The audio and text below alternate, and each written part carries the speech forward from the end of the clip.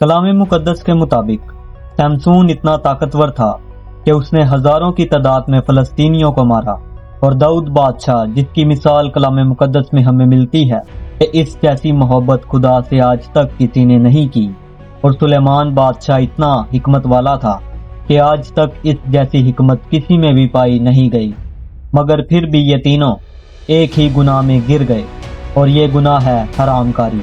सैमसून की ताकत इसे हरामकारी करने से बचा नहीं पाई।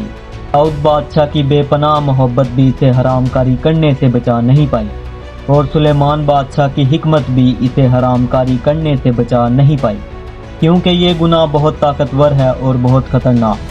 हम में इतनी काबिलियत नहीं कि हम इस गुनाह का मुकाबला कर सकें।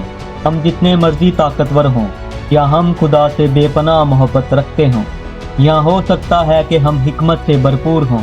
कलाम मुकद्दस में पहला कुरिन्थियों का 6 बाब और उसकी 18 आयत में लिखा है कि हरामकारी से भागो।